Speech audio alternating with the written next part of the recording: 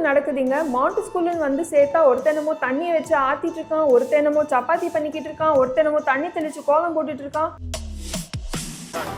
என்ன நடக்குது மேம் இங்க? மேம் மேம் மேம் டென்ஷன் ஆகாதீங்க மேம். அவங்க போரிங் ஆக்டிவிட்டி பண்றாங்க.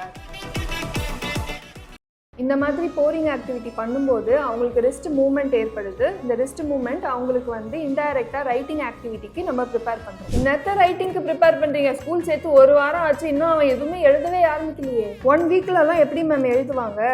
மாமா கோவம் வந்துருச்சு. அவங்க ஃபர்ஸ்ட் இந்த மாதிரி போரிங் ஆக்டிவிட்டிஸ், அப்புறம் சப்பாத்தி ரோலிங், இந்த மாதிரி ஆக்டிவிட்டிஸ்லாம் பண்ணி ஃபர்ஸ்ட் ஹேண்ட்ஸை நல்லா வந்து ஸ்ட்ராங் பண்ணிக்கணும். என்னது சப்பாத்தி மேக்கிங்கா? சப்பாத்தி சுடுறதுக்கா என் புள்ளி இவ்வளோ லட்சக்கணக்கா ஃபீஸ் செலவு பண்ணி இந்த ஸ்கூல்ல சேர்த்தேன்?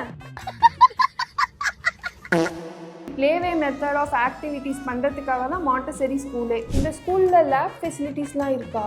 கம்ப்யூட்டர்லாம் வச்சுருக்கீங்களா? என் குழந்தைக்கு எப்போ ஏஐ சொல்லி தருவீங்க? மேம் இது மாண்டசரி ஸ்கூல்.